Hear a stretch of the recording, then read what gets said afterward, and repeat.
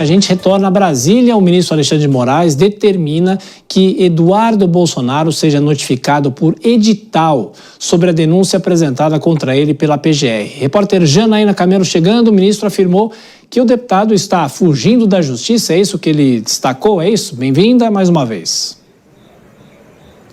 Isso mesmo, Thiago. Ele disse, porque assim, quando acontece ali a tentativa de notificação por edital, é porque todas as outras tentativas de tentar localizar o acusado já estão esgotadas. Então é exatamente essa justificativa do ministro Alexandre de Moraes nessa decisão. E aí ele disse o seguinte, que a tentativa de notificação de Eduardo Bolsonaro foi infrutífera. Diz que embora Eduardo Bolsonaro possua endereço aqui em Brasília, tenha mandato parlamentar, ele ainda tem, né, o mandato dele parlamentar de deputado federal, mas ele está fora do território nacional e, segundo o ministro Moraes, isso para continuar praticando o crime e se evadir de possível responsabilização judicial. E o ministro Alexandre também diz o seguinte, que é inequívoca a ciência por parte de Eduardo Bolsonaro da acusação contra ele, né? Foi uma acusação feita pela PGR pelo crime de coação no curso do processo por tentar atrapalhar aí o julgamento de Jair Bolsonaro. Então, nessa decisão, o ministro Alexandre de Moraes, ele coloca ali, inclui várias postagens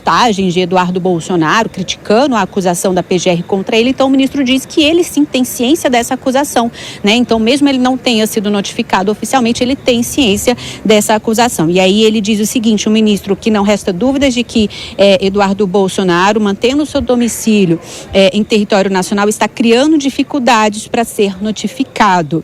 E aí ele pede então que haja essa citação aí por edital. Mas caso essa notificação por edital não funcione, Thiago, esse caso dele pode ir para a Defensoria Pública da União, porque isso até já aconteceu com relação a Paulo Figueiredo na denúncia do golpe, né? Porque nessa denúncia ele foi denunciado, mas ele nunca virou réu, porque ele nunca foi notificado, justamente porque não houve a localização dele com relação a esse assunto. E no caso de Paulo Figueiredo, a Defensoria Pública da União disse ao ministro Alexandre de Moraes que não podia confirmar que ele teve acesso à íntegra da acusação, que ele não teve ciência íntegra da acusação, mesmo ele postando ali críticas à acusação, enfim, a DPU pede inclusive o arquivamento desse processo com relação ao caso de Paulo Figueiredo. Mas essa tentativa de notificação por edital vai ser feita também com o Eduardo Bolsonaro, então vamos ver como é que vai se dar, porque agora o ministro deu mais 15 dias, a partir dessa notificação por edital,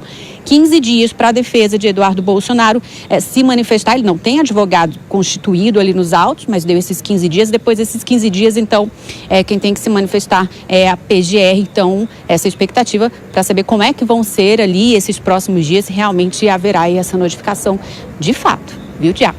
Janaína, e uma outra informação, uma novidade em relação ao deputado Daniel Silveira. Qual foi a decisão do ministro Alexandre de Moraes? Ele está em prisão? Vai deixar a prisão? Pois é, o ministro Alexandre de Moraes autorizou a progressão para o regime aberto, né? Ele estava ali no regime fechado, semiaberto por um tempo, voltou para a prisão. Ele chegou até no final do ano passado, né, Thiago, a ir para o regime aberto, porque já tinha tido ali autorização para isso, mas ele acabou descumprindo algumas medidas cautelares e precisou voltar para o regime fechado. Agora o ministro autorizou novamente a ida dele para o regime aberto, mas com algumas restrições, que é o uso de tornozeleira eletrônica, ele tem que se recolher em domicílio durante a noite, também nos finais de semana, durante todo o dia, não pode usar as redes sociais, enfim. Então, ele progrediu ali de pena, mas com essas restrições. E isso por quê? Porque ele cumpriu já 25% de toda a pena dele, né? Que foi imposta a ele de 8 anos e 9 meses de prisão. Lembrando que Daniel Silveira, ele foi ali réu, ele foi, no fim das contas, ali condenado a essa pena pelo crime por ter ameaçado ministros, né, do STF, por atentado ao Estado Democrático de Direito. Então, ele recebeu essa pena. E, além disso, também tem um atestado ali da Secretaria de Administração Penitenciária dizendo que ele teve um bom comportamento, ele também pagou uma multa de mais de R$270 mil. Então, agora o ministro Alexandre de Moraes decidiu que ele, né, por conta de todos esses fatos, então ele deve sim ir para o regime aberto agora, com todas essas restrições, obviamente. Tiago. As informações e bastidores do Judiciário com Janaína Camelo aqui no Jornal Jovem Pan. Até daqui a pouquinho, Janaína, deixa eu trazer o Nelson Kobayashi, 2 assuntos em uma participação da nossa repórter, não é, Kobayashi? Primeiro, em relação a essa decisão do ministro Alexandre de Moraes sobre o deputado Eduardo Bolsonaro e, rapidamente, também o caso de Daniel Silveira. É correta essa progressão? Olha, Thiago, em relação a do Daniel Silveira, é correto porque já passou o prazo. A questão é que ele não havia cumprido, quando teve oportunidade, as condições da progressão de regime. Por isso que houve uma regressão naquele momento. Então, toda a atenção para saber se o Daniel Silveira vai cumprir todas as condições dessa decisão de hoje. Agora, em relação ao Eduardo Bolsonaro, acabou sendo bom para ele ter sido determinada a citação por edital, porque o Código de Processo Penal, se for seguido no artigo 366, fala que quando há citação por edital e o réu não aparece, não constitui advogado e não se apresenta no processo, o processo tem que ficar suspenso. Inclusive, o prazo prescricional também fica suspenso, né?